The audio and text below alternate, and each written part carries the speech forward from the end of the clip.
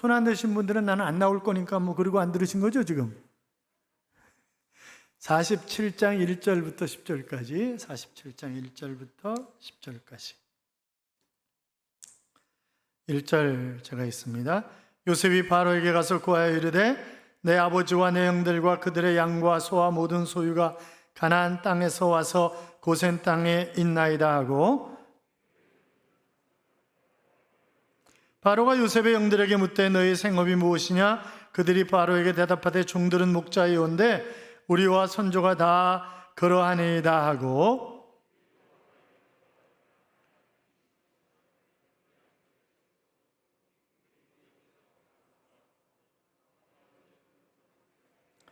바로가 요셉에게 말하여 이르되 내 아버지와 형들이 내게 왔은즉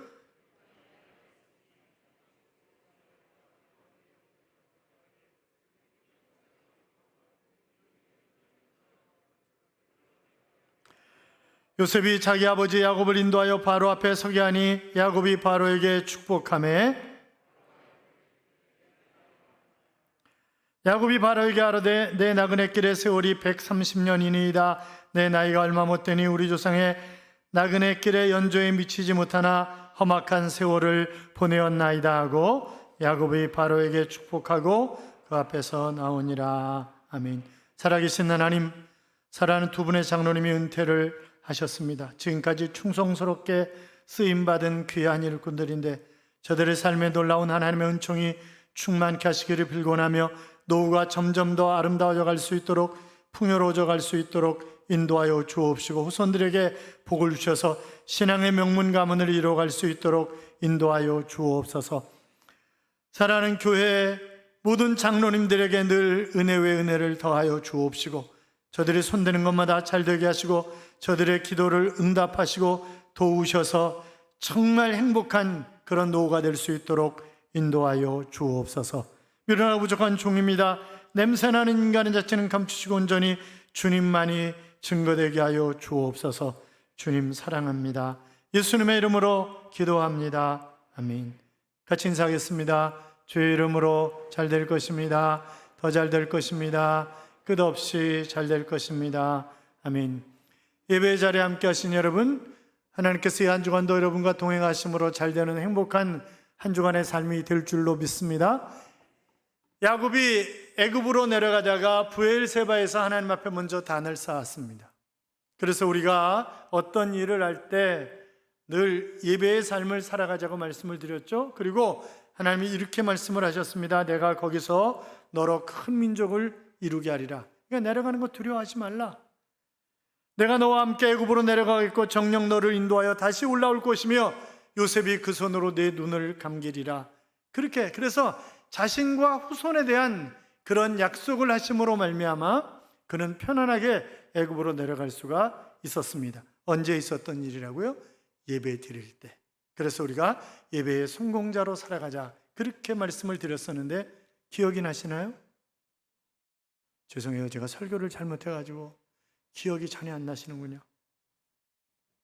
자, 우리가 광야 같은 세상을 살아가면서 나그네 삶을 살아가는 것인데 그러면 나그네로서 어떤 삶을 어떻게 살아가야 되는 것인가 라고 하는 부분을 우리가 함께 나누면서 은혜 받기를 원하는 것입니다. 첫째는 지혜로운 삶을 살아야 됩니다.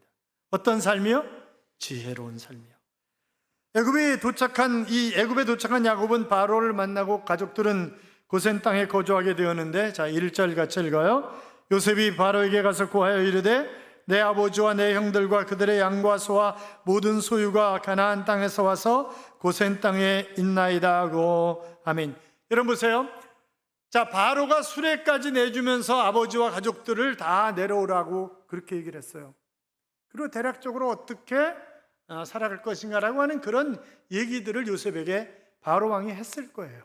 그런데 지금 아버지와 가족들이 내려오고 난 후에 다시 바로 왕에게 정상적인 보고를 하고 그리고 허락을 받고 그 다음에 가족들이 고센 땅에 머무르도록 하는 것을 우리가 볼 수 있습니다.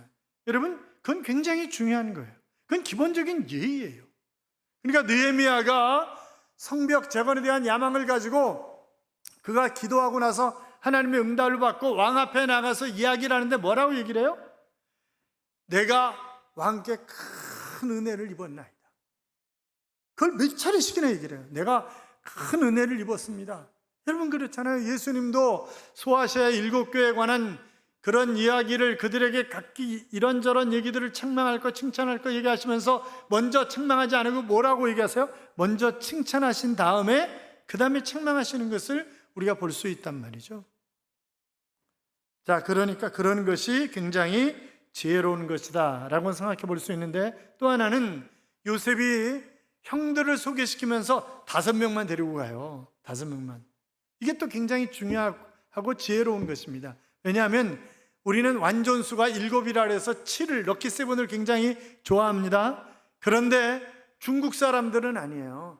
8을 좋아해요. 8. 그게 복 들어오는 글자라는 거예요. 그래서 이금환 장로님 차 번호판은 무지하게 비싼 번호판이에요. 8888이거든요. 이 번호판이. 애굽 사람들은 5를 좋아해요. 5가 복 있는 숫자라는 거예요. 그래서 5를 좋아하기 때문에 그래서 5명만 데려간 걸 것이다. 우리는 그렇게 생각해 볼 수가 있고 상당히 지혜롭게 처신한 것이다. 그렇게 이야기할 수 있습니다. 자, 3절 4절 봐요. 바로가 요셉의 형들에게 묻되 너희 생업이 무엇이냐? 그들이 바로에게 대답하되 종들은 목자이온데 우리와 선조가 다 그러하나이다 하고, 그들이 또 바로에게 고하되 가나안 땅에 기근이 심하여 종들의 양떼를 칠 곳이 없기로 종들이 이곳에 거류하고자 왔사오니 원하건대 종들로 고센 땅에 살게 하소서. 자, 거기 거류라고 하는 단어에 밑줄 쫙쫙 치세요. 거류라고 하는 단어가 굉장히 중요한 단어예요. 자, 요셉 형제들의 요청 속에는 그들이 고센 땅에 영주하겠다는 얘기가 아니에요. 여기 거류라고 하는 단어는 원어가 잠시 동안 머문다라고 하는 그런 단어예요. 자, 그러니까 지금 뭐예요? 이 야곱을 유시한 형제들은 지금 여기가 우리가 영원히 살 땅이 아니라는 거예요. 하나님이 주신 축복의 땅은 가나안이지 여기가 아니기 때문에, 지금 흉년이기 때문에 잠시 여기 내려오는 것이지 여기 영원히 살려고 아무리 요셉이 총리 아니라 총리 할아버지여도 여기 사는 건 아니라는 거예요. 그게 이 거류라고 하는 단어예요. 그래서 MLB 성경은 우리들은 잠시를 위해서, 잠시 살기 위해서 이곳에 왔습니다, 이렇게 번역을 했다고요. 자, 뿐만이 아니라 이제 요셉이 그래서 그들이 고센 땅에 정착할 수 있도록 바로의 허락을 받았죠. 5절 6절 봐요. 바로가 요셉에게 말하여 이르되 내 아버지와 형들이 네게 왔은즉 애굽 땅이 내 앞에 있으니 땅의 좋은 곳에 내 아버지와 내 형들이 거주하게 하되 그들이 고센 땅에 거주하고 그들 중에 능력 있는 자가 있거든 그들로 내 가축을 관리하게 하라 그랬습니다. 자, 애굽 땅이 내 앞에 있다라고 하는 말은 애굽 땅이 개방되어 있다는 겁니다. 그 얘기는 어느 곳을 선택하든지 주겠다는 거예요. 어디를 선택하든지 주겠다고 하는 그런 이야기입니다. 그러니까 얼마나 요셉의 가족들에 대해서 관대한 마음을 가지고 있는지를 잘 대변하는 그런 표현이죠. 땅에 좋은 곳, 뒤에 나오는 고센 땅인데 땅에 가장 좋은 곳입니다. 땅에 좋은 곳은 땅에 가장 좋은 곳이고 그것이 고센 땅입니다. 지난번에 델타 지역에 있는 아주 비옥한 땅이라고 말씀을 드렸잖아요. 여기가요, 그러다 보니까 경제적으로 굉장히 중요한 그런 땅입니다. 뿐만이 아니라 시나이 반도와 연결하는 그런 길이기 때문에 군사적으로도 요충지예요. 그런데 그 고센 땅을 선뜻 내준 것을 보면 바로 요셉에 대한 신뢰, 그리고 요셉의 영향력이 어땠는가라고 하는 것을 잘 보여주는 그런 것이다, 그렇게 볼 수 있습니다. 자, 그런데 깜짝 놀랄 만한 얘기가 나옵니다. 7절 봐요. 7절 같이 읽어요. 요셉이 자기 아버지 야곱에게 인도하여 바로 앞에 서게 하니 야곱이 바로에게 축복하며, 아니 누가 누구를 축복해야 되는 거예요? 지금 바로가 아버지하고 그 형들 앞에서 이제 바로가 그래 그 고센 땅에 살고 이렇게 저렇게 이제 그러면서 그 배려하고 축복하는 거잖아요, 바로가. 그런데 누가 축복해요? 야곱이 들어가자마자 바로를 탁 축복을 하는 거예요. 그러니까 이게 상상할 수 없는 일이 아마 바로가 굉장히 당황했을 거예요. 야, 누가 축복하냐? 그런데 지금 야곱은 뭐예요? 하나님이 축복권을 주셨다고 굳게 믿고 있는 거예요. 하나님이 족장들에게, 여러분 마찬가지잖아요. 우리들도 하나님이 아버지에게 가정에 대한 축복권을 주셨기 때문에 그래서 아버지가 늘 자식들을 축복하고 기도하는 거예요. 그런 거잖아요. 지금 그래서 2번씩이나 들어가면서 나오면서 좀 축복을 하고 있는 그런 장면을, 그러니까 이게 나그네로서 이 땅을 살아가는 하나님의 자녀들이 살아야 할 그런 삶의 모습이에요. 우리는 다른 사람을 축복하면서 사는 거예요. 자녀들을 축복하고 이웃을 축복하고 직장 나가면 직장에 있는 사람들을 축복하고 이 사람들은 다 나 때문에 먹고 사는 거다 이렇게 생각을 하고 축복을 하는 거예요. 하나님이 나 때문에 우리 직장에 복을 주신다. 그리고 축복하는 거예요.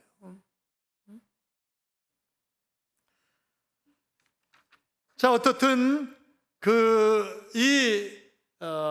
지금 야곱이 누구예요? 유목민 아니에요. 이스라엘 애굽 사람들이 그렇게 싫어하는 유목민이에요. 거기다가 먹을 것이 없어가지고 몇 차례씩이나 양식 구하러 내려왔었잖아요. 그런데 지금 이 요셉이 자기 아버지를 당당하게 왕에게 자랑스럽게 지금 아버지를 소개하는 거예요. 보면. 그러니까 요셉이 참 아버지도 잘 섬긴 사람이다 이렇게 생각해 볼 수 있는데, 옛날에 오래전 TV에 솔로몬의 선택이라고 하는 프로그램이 있었어요. 그런데 아내가 죽었어요. 혼자 된 거예요. 그러니까 아들이 우리하고 같이 살자는 거예요. 우리하고 같이 살자고. 그 아버지 시골 땅 다 팔아가지고 집 넓혀가지고 우리하고 같이 살면 되잖아요. 그래가지고 아들한테 속아가지고 홀랑 다 팔아가지고 아들한테 줘서 그때 2억 아파트 사는데 보태줬으니까 굉장히 넓은 아파트를 산 거죠. 그렇잖아요. 그런데 그날부터 얼굴빛이 변하는 거예요. 자식들이. 그리고 손녀가 이러는 거예요. 할아버지 냄새나요. 가까이 오지 마세요. 할아버지가 거실에 앉아서 텔레비전 보면 식구들은 다 방으로 들어가는 거예요.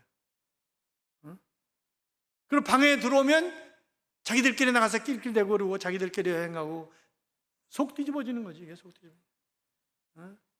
소 팔고 논 팔고 다 해서 공부시키고 결혼시키고 아파트 넓히라고 2억까지 대주고 그래서 같이 살자 해서 같이 하는데 완전히 찬밥 신세고, 그래서 이 아버지가 아들을 향해서 재판을 겁니다. 자, 2억 받을 수 있어요? 없어요? 자식들은 못 받았으면 좋겠죠? 받을 수 있어요. 받을 수 있어요. 그러니까 잘 섬기기로 하고 아버지 재산을 가져왔는데 잘 안 섬기면 내놓으라 그럴 수 있어요. 아버지는 그거를. 하여튼 요셉은 잘 섬겼어요. 아버지를. 요셉은 아버지를 잘 섬겼습니다. 그러니까 우리가 어떻든 지혜로운 삶을, 그러니까 마찬가지잖아요. 우리가 내가 부모에게 잘해야 내 자식들도 부모에게 잘하는 거잖아요. 심은 대로 거두는 거예요. 그게 지혜롭게 사는 거예요. 그렇잖아요. 뿐만이 아니라 우리가 내가 나그네다, 나는 나그네다, 인생은 나그네 길이다, 이거를 기억하면서 우리가 살아야 그 사람이 지혜로운 사람이에요. 바로가 야곱에게 질문을 합니다. 연세가 얼마나 되셨습니까? 이렇게 묻습니다. 이것은 노인에 대한 존경 표시입니다. 그랬더니 야곱이 아주 특이한 대답을 또 합니다. 9절 같이 읽어요. 야곱이 바로에게 아뢰되 내 나그네 길의 세월이 130년이니이다. 내 나이가 얼마 못 되니 우리 조상의 나그네 길의 연조에 미치지 못하나 험악한 세월을 보내었나이다. 제가 나이가 젊습니다. 그런데 정말 험악한 세월을 보냈습니다. 지금 몇 살이라고요? 130살. 130살. 왜? 아브라함이 175세 살았잖아요. 할아버지가. 아버지 이삭이 180세 살았어요. 물론 이제 야곱은 이러고 17년 있다 죽어요. 147세에 죽는데. 그런데 그 할아버지는 아버지에 비하면 저는 아직 젊습니다. 그렇게 얘기하는 거죠. 그러니까 130살 이상 되신 분 아무도 없죠. 그러니까 내가 나이가 들으니 그런 얘기 하기 없게요. 우리 그런 얘기 하기 없게 그냥 젊게 사는 거예요. 젊게. 그렇잖아요. 자, 요셉은 바로로부터 애굽 통치의 정권을 위임받은 국무총리였지만 자기 가족의 거주를 위시한 모든 부분을 바로 바로에게 묻고 지혜롭게 행동을 하고 하는 것을 우리가 볼 수 있습니다. 그런데 자, 우리가 오늘 깊이 생각하고 싶은 것은 바로 나그네라고 하는 그런 단어입니다. 정말 세월이 빠름을 느끼지 않을 수 없잖아요. 벌써 가을이에요. 여러분 이런 생각해 보세요. 내가 몇 번이나 더 가을을 맞이할 수 있을까? 전 김장 때 꼭 그런 생각이 들더라고요. 저는 김장을 잘 대부분 다 중국 때문에 또 다시 하지. 김장할 때마다 몇 번이나 김장하는 걸 볼 수 있을까? 그런 생각을 하게 되잖아요. 너무 빨라. 그런데 험악한 세월을 보냈대. 험악한 세월을. 여러분, 삶이 고타마시타르타가 삶은 고다 이제 하는 그런 얘기를 했습니다만 고난의 길이죠. 험악한 세월. 야곱은 진짜 또 험악한 삶을 살았어요. 유목민이었잖아요. 늘 장막 치고 사는 거예요. 왜? 장막은 임시 처소예요. 늘 이동할 수 있어야 되니까. 그러니까 나그네는 언제 어디로 떠나야 할지 모른 채 살아가는 사람, 정착하지 않은 사람, 이방 나그네, 거류민, 순례자, 타국인 이런 표현으로 같이 우리는 같은 단어로 여러 가지로 표현을 해놨습니다만 어떻든 또 청민이 아니기 때문에 지역 사람들과 혈연 관계가 아니잖아요. 그냥 늘 위험에 노출되어 있는 거예요. 저 사람들이 어떻게 어떤 일을 벌일지 모르는 거죠. 그래서 외롭고 소외되기 쉽고 그것이 나그네란 말이죠. 그렇지만 나그네는 늘 고향을 생각하면서 사는 것처럼 영적인 측면에서 우리의 고향은 하나님의 나라이기 때문에 우리는 늘 천국을 생각하면서 사는 그런 사람들입니다. 그래서 우리는 영적 나그네예요. 시편 39편 12절에 보시면 여호와의 나의 기도를 들으시며 나의 부르짖음에 귀를 기울이소서. 내가 눈물 흘릴 때에 잠잠하지 마옵소서. 나는 주와 함께 있는 나그네이며 나의 모든 조상들처럼 떠도나이다 그랬습니다. 시편 119편 19절에도 보면 나는 땅에서 나그네가 되었사오니 주의 계명들을 내게 숨기지 마소서 라는 그런 말씀이 나옵니다. 그러니까 믿음의 조상들은 늘 우리는 나그네로 살다 천국 가는 사람들이다 그렇게 생각하고 살았다는 것을 우리가 기억해야 합니다. 여러분 처음 만나는 그것도 바로 왕이잖아요. 세계 최고의 왕이잖아요. 그 왕한테 처음 보내는 사람한테 저는 떠돌입니다. 저는 험악한 세월을 살았습니다. 그런 얘기 안 해요. 여러분 그런 얘기 하겠어요? 그런 얘기 잘 안 하지. 여러분 누구 만났을 때 저 떠돌이에요. 저 파란만장한 인생을 살았습니다. 그렇게 얘기해요? 그렇게 얘기 안 해요. 근데 지금 야곱이 그렇게 얘기를 하는 거예요. 아니 정말 그런 삶을 살아왔다는 것을 솔직하게 지금 표현을 하고 있는 것입니다. 그의 할아버지 아브라함이나 아버지 이삭도 야곱처럼 혹독한 고생을 하지는 않았습니다. 형 에서와의 팥죽 사건으로부터 시작해서 형의 축복 기도를 대신 가로챈 것 때문에 그때부터 그의 인생은 바로 고난의 인생이었습니다. 형 에서의 화를 피해서 집을 떠나야 했고 사랑하는 여인을 얻기 위해서 14년 동안이나 모섬으로 살아야 했습니다. 간교한 장인으로 인해서 품삯을 10번이나 속임을, 10번이라는 숫자는 아주 많은 건 아니지만 적은 건 아니라는 거예요. 이스라엘 사람들의 숫자 개념이. 그러니까 수없이 속임을 당한 거지, 이게 수없이. 외동딸 디나는 이방 청년 세겜에게 욕당하는 슬픔을 겪었고 그 일로 말미암아 결혼할 수 있다고 이러면서 세겜에 있는 그런 남자들을 전부 다 할례하게 해가지고 다 죽이잖아요, 또 아들들이. 그것 때문에 가나안 족속들이 이제 밀려 돌아올 것입니다. 그러면 그들은 다 생명을 부지할 수 없는 그런 상황에 이르게 된 거죠. 그때 하나님이 베델로 올라가라 이제 그렇게 말씀하시는 것을 우리가 봤습니다만 하여튼 그러질 않나 큰 아들놈이 내 첩하고 간통을 안 하나 하여튼 별걸 다 그러다가 이제 인생 말년에 와가지고는 기근 때문에 먹고 사는 문제가 심각해가지고 또 애들을 내려보내고 이러면서 살아온 삶이니까 험악한 세월이 맞는 거죠. 그러나 차이는 있지만 우리도 험악한 삶을 살아온 거 아니에요? 그렇잖아요? 다 그렇게 살아온 거예요.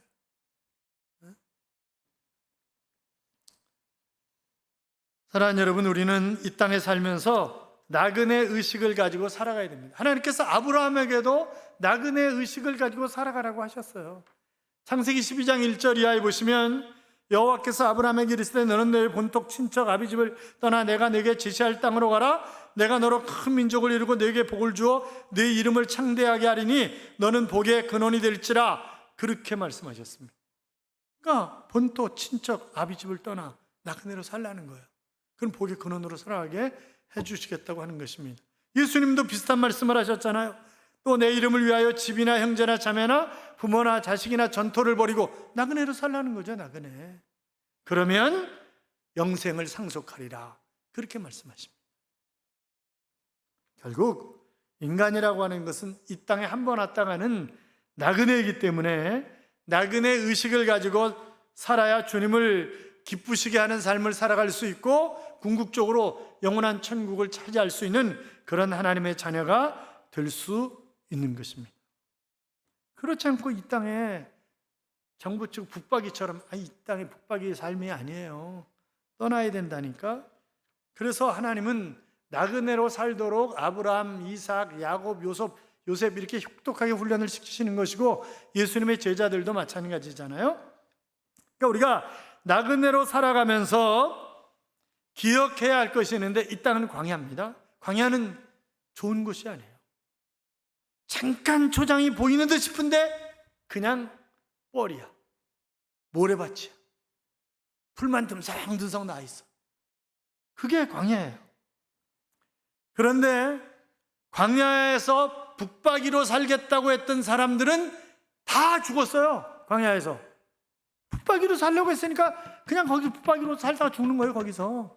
가나안 땅에 못 들어가는 거예요. 그거는. 여러분, 나그네 삶이 결코 쉬운 삶은 아니지만 그러나 그렇기 때문에 요구되는 게 있어요. 믿음이 요구되는 거예요. 아니, 내가 광야 같은 세상에서 사는데 믿음조차 없어 봐요. 어떻게 살아갈 수가 있겠어요? 그렇지, 누굴 의지하고 힘있게 어떻게 살아갈 수가 있겠냐고. 믿음이 없으면 미래가 불안하니까 금송아지 만들어 놓고 이것이 애굽에서 우리를 건져낸 신이라고 우상 숭배를 하지 않나. 미래가 안 보이니까 원망하고 불평하고 막 그러는 거잖아요. 여러분, 그러나 아무리 상황이 어렵고 먹을 것이 없고 힘들고 어려워도 내가 하나님을 바라보고 미래를 꿈꾸고 살면 얼마든지 현실을 넉넉하게 이겨나갈 수가 있는 것입니다. 인생의 문제를 해결하는 근본적인 힘은 전적으로 하나님을 의지하는 믿음에서 나오는 거예요. 믿음이 이기네, 믿음이 이기네, 주 예수를 믿음이. 나 의리 없는 줄 알았어요. 이 찬양을 보면 같이 해줘야 되는 거 아니에요? 같이. 여러분, 마태복음 9장에 보면 중풍병자 보세요. 침상에 누운 중풍병자를 사람들이 데리고 왔을 때 예수께서 뭐라고요? 저희의 믿음을 보시고, 그래서 저희의 믿음을 보시고 중풍병자에게 이르시되 소자야 안심하라, 내 죄사함을 받았느니라. 그렇게 말씀하십니다. 12년 동안 혈루증을 앓았던 여인에게 뭐라고 그러세요? 딸아 안심하라, 내 믿음이 너를 구원하였느니라. 그렇게 말씀하십니다. 딸이 흉악한 귀신에 들린 여인 보세요. 주님이 뭐라 그러세요? 여자여 내 믿음이 크도다, 내 소원대로 되리라 하시니 딸이 즉시 나으니라 그랬습니다. 다 뭐예요? 믿음이에요. 다 믿음의 문제야. 내가 환경이 어렵냐? 그게 아니야. 믿음의 문제예요. 믿음이 있으면 다 이겨나가는 거예요. 그리고 하나님이 궁극적으로 마음의 평안함을 주시고 끝내는 잘되게 하시는 거예요. 믿음이. 그래서 할 수 있거든이 무슨 말이냐? 믿는 자에게는 능치 못할 일이 없느니라 그랬습니다. 자, 그러니까 같이 나는 나그네다. 나는 나그네다. 그러니까 북박이 삶 살려고 하지 말아요. 그러니까 나그네는 뭐예요? 우리 여름에 휴가 가잖아요. 여름에 휴가 가고 그러면 콘도나 뭐 호텔이나 펜션이나 이런 데 빌려가지고 하잖아요. 그럼 거기가 내가 북박이로 사는 장소가 아니잖아요. 제가 그 제주 공항에서 한 10분쯤 되는 거리에 서문시장하고 붙어 있고 동문시장을 바로 걸어갈 수 있는 그런 퍼시픽 호텔이라고 4성급 호텔이 있습니다. 4성급 호텔이 있는데 여러분이 그 호텔을 가시면 미리 그 호텔 가겠다고 얘기를 하시면 평상시에 6만 원에 아침 조식 2사람 다. 그러니까 반값은 없는 거예요, 거의. 아침에 호텔에서 조식 2사람 주니까. 그 성수기 때는 7만 원에 조식 주는 거예요, 2사람. 괜찮죠? 교단하고 MOU 체결을 해놔서 4성급 호텔이니까 괜찮아요. 괜찮아요. 굉장히 좋습니다. 물론 이제 그 교단이 이제 거기하고 MOU를 체결해 있고 행사를 전부 다 교단이 거기서 합니다. 그러니까 이제 저는 가면 구경도 할 수 없는 그런 방을 줘요. 그 호텔에서 2개밖에 없는 방인데 그거를 저를 줘요. 굉장히 그러니까 텔레비전도 2대 있고 화장실도 2개고 옛날 고가고 다 돼 있고 이제 그러죠. 그럼 거기서 나 여기서 영원히 살고 싶다 그래요? 아니요, 빨리 집에 가고 싶어. 빨리 집에 가고 싶어. 그렇잖아요. 집이 편안하지, 그게 편안하잖아요. 그러니까 우리가 영원한 내 고향인 영원한 천국을 바라보면서 그곳에 가서 하나님 앞에 칭찬받을 것, 상급받을 것을 기대하면서 우리가 이 땅에서 살아야 되는 거지, 북박이장이다, 여기가 북박이 땅이다, 이런 의식 가지고 살면 하나님의 복을 받을 수가 없는 거예요.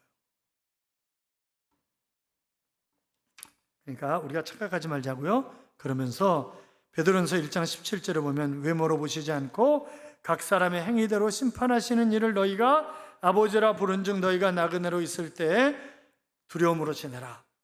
그러니까 뭐예요? 내가 나그네의 삶을 살면서 두려움으로, 그 얘기는 하나님을 잘 경외하는 삶을 살라, 그런 말이에요. 하나님을 잘 경외하는 삶 뿐만이 아니라 베드로전서 2장 11절에 오면 사랑하는 자들아 거름과 나그네와 같은 너희를 권하노니 영혼을 거슬려 싸우는 육체의 정욕을 제어하라, 그렇게 말씀하셨습니다. 그러니까 내가 나그네이기 때문에 조심해야 돼요. 육체의 정욕을 제어하라. 그러니까 두려운 마음으로 하나님을 섬기고 조심해서 살고, 뿐만이 아니라 나그네니까 그냥 그 본토배기들이 찝쩍거리잖아요. 우리 교회 그런 사람 없어요? 새로 들어온 사람 찝쩍거려가지고 힘들게 하는 사람. 응? 우리는 나그네야, 나그네. 나그네니까 늘 적들이, 사단이 틈을 노려요. 그래서 에베소 4장 27절에 보면 마귀에게 틈을 주지 말라. 사단에게 틈을 주지 말라. 틈을 주면 안 되는 거예요. 우리가 사단을 뱀에 비유하잖아요. 뱀은요, 조그만 구멍만 있으면 다 기어들어가. 다 기어들어가. 바퀴벌레 보세요. 어떻게 바늘구멍 같은 데로 기어들어가는지 몰라. 그렇잖아요. 그래서 우리가 두려움으로 하나님을 경외하며 육체의 정욕을 제어하고 영원한 천국을 바라보면서, 이 땅은 그냥 잠깐 들렸다 하는 여관이라니까요, 여관. 여러분 헨리 포드를 아시죠? 자동차 왕이었던 헨리 포드. 그래서 포드 자동차잖아요. 그는 자동차를 통해서 많은 돈을 벌었습니다. 그리고 루르강 언덕에 저택을 잘 지었어요. 방이 55개, 벽난로가 8개, 전기 스위치가 550개, 그리고 전기가 나가면 자가발전할 수 있도록 자가발전소 다 만들어 놓은 거예요. 그런데 1947년 4월 달에 엄청난 폭우가 쏟아진 거예요. 그리고 루르강이 넘쳐났어요. 그러니까 많은 집들이 잠겼어요. 포드의 집도 상당 부분이 잠겼어요. 전기도 안 들어와요. 그런데 발전실도 물에 잠겨가지고 이게 발전이 안 되는 거야. 그래가지고 서서히 차가운 바닥에서 죽은 것이 포드입니다. 그러니까 우리가 이 땅은 잠깐이에요. 그렇잖아요. 잠깐이라고. 여러분 생각해 보세요. 어느새 가까이 70 가까이 됐어 보니까, 어느새 개척한 것이 엊그저께 같은데, 그 큰애한테 야야야 아빠 이거 흰 머리카락 뽑으면 안 돼. 사람들이 내가 너무 젊다고 그래. 제자교는 다 좋은데 목사님이 젊대. 이거 뽑으면 안 돼. 그래가지고 밤새 안경텍 쓰고 이랬어요. 그런데 머리에 다 셨잖아요. 그러니까 교인들 가운데 저한테 염색하라는 분이 있어요. 나 염색 못해요. 성질이 더러워서 염색을 못합니다. 왜냐하면 이거 하고 기다리고 이런 걸 못하는 거야. 그런 거를. 그러니까 저한테 염색하라고 절대 그러지 마요. 염색하면 10년은 안 젊어 보여도 돼. 그러니까 염색하라고 그러지 마요. 그러니까 우리가 무너질 집이야. 다 이 육신도 무너질 집이잖아요. 그래서 이 고기 덩어리와 영원한 천국에서 살 그런 육체가 단어가 달라요. 그건 썩지 않는 육체고 이건 썩는 거야. 이거는 썩는 거. 고린도후서 5장 1절에 보시면 만일 땅에 있는 우리 장막집이 무너지면 하나님께서 지으신 집 곧 손으로 지은 것이 아니요 하늘에 있는 영원한 집이 우리에게 있는 줄 아느니라. 할렐루야. 내가 죽으면 영원한 천국의 집이 기다리고 있다는 거예요. 그래서 거기로 이사 간다는 거예요. 믿으시면 아멘. 아멘. 그렇습니다. 사랑하는 여러분, 우리는 다 나그네입니다. 그러나 우리가 아브라함의 후손으로서 믿음을 가진 나그네로, 남을 축복하는 나그네로 살아야 되는 거죠. 그래서 두려움으로 또 육체의 정욕을 제어하면서 사단에게 틈을 주지 않고 하나님 기뻐하시는, 하나님 나를 통해서 하시고 싶어하는 일들이 있잖아요. 그 일들을 멋지게 감당하면서 하나님 앞에 이익을 남기는 자로 마지막 받을 상급이 있는 그런 하나님의 자녀로 설 수 있기를 주님의 이름으로 축복합니다. 축복합니다. 너를 떠나지 아니하리라 라고 하는 고민지 씨가 지은 곡이 있습니다. 너는 무엇을 두려워하느냐? 무엇 때문에 낙심하느냐? 고통 가운데 내 너를 낳았으니 너의 하나님이라. 너의 인생의 모든 순간마다 너의 뒤에서 함께하리니 세상 가운데 두려워하지 마라. 너의 하나님이라. 내가 너와 함께 있어 너를 지키며 너를 이끌리니 너를 붙들리니 너는 나를 바라라. 내가 네게 허락한 그 일을 다 이루기까지 너를 떠나지 않으리. 너와 항상 함께 있으리. 너를 떠나지 않으리. 내가 너를 사랑하노라. 나는 너의 하나님이라 라고 하는 그런 곡이 있습니다. 그분은 우리를 떠나시지 않습니다. 야곱과 평생 동행하셨던 하나님, 우리와 평생 동행하실 줄로 믿습니다.